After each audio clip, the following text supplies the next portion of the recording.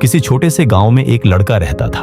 उसका नाम था कबीर। वो बहुत गरीब था, इतना गरीब कि ज्यादातर दिनों में उसकी जेबें बिल्कुल खाली होती थी। उसके जूते फटे हुए थे, स्कूल का बैग पुराना और टूटा हुआ था और कई बार वो भूखा ही सो जाता था। लेकिन कबीर के अंदर एक चीज थी जो कोई नहीं देख पाता था, उसका सपना। वो जिंदगी में कुछ बड़ा करना चाहता था, कुछ ऐसा जिससे उसकी और उसके परिवार की किस्मत बदल जाए।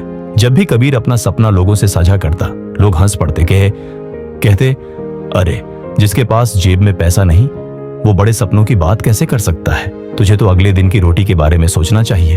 उनकी बातें कबीर के दिल को छुपती थी, लेकिन उसके भीतर एक गहरी आवाज थी जो कहती थी, मेरा भविष्य मेरी गरीबी से बड़ा है। एक शाम कबीर नदी के किनारे बैठा उदास था।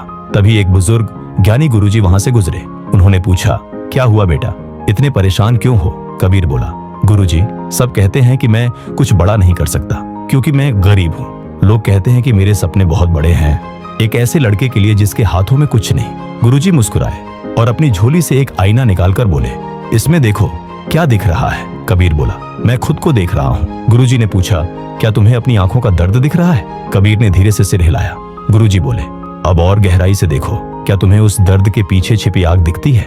कबीर ने फिर देखा और इस बार उसे अपने अंदर कुछ शक्ति जैसी चीज महसूस हुई। गुरुजी बोले, यह आग तुम्हारा विश्वास है। ज्यादातर लोग इसे नजरअंदाज कर देते हैं और हार मान लेते हैं, लेकिन अगर तुम इस आग को संभालोगे, इसे हिम्मत और अनुशासन से पोषित करोगे, तो यही आग तुम्हारा रास्ता रोशन करेगी, यहाँ तक कि सबसे अंधेरी रातों में। उन्होंने आगे कहा, लोग तुम्हारे आईने पर धूल जमाने की कोशिश करेंगे, तुम्हें ये विश्वास दिलाने की कोशिश करेंगे कि तुम कुछ नहीं हो, पर तुम्हें हर दिन अपने कर्मों से उस धूल को साफ करना होगा। हर दिन अपने असली रूप को पहचानो, क्योंकि तुम जितना सोचते हो उससे कहीं ज्यादा सक्षम हो।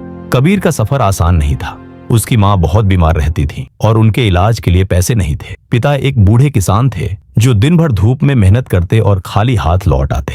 कबीर जानता था कि उसे कुछ करना होगा। सुबह वो स्कूल जाता, शाम को चाय की दुकान पर काम करता, गिलास धोता, ग्राहकों को चाय परोसता। सप्ताहांत में वह एक मैकेनिक की दुकान पर जाकर काम सीखता और जब पूरा गांव सो जाता, कबीर कमजोर रोशनी में बैठकर पढ़ाई करता रहता। वो नींद, आराम और कभी कभी खाना भी छोड़ देता था, लेकिन उसने कभी अपना आईना नहीं छोड़ा। उसका सपना हमेशा उसके सामने था। साल बीतते गए। कबीर ने गांव के कोने में एक छोटा मोबाइल रिपेयर का काम शुरू किया। हर रुपया बचाया। धीरे धीरे उसने एक छोटी इलेक्ट्रॉनिक्स की दुकान खोली। वो दिन रात मेहनत करता, हर ग्राहक से इज्जत से पेश आता और जो कमाता उसे वापस अपने काम में लगाता। उसकी मेहनत और समझदारी से बिजनेस बढ़ता गया। एक दुकान से 3 दुकानें बनी। फिर उसने अपनी मोबाइल एक्सेसरीज की खुद की ब्रांड लॉन्च की।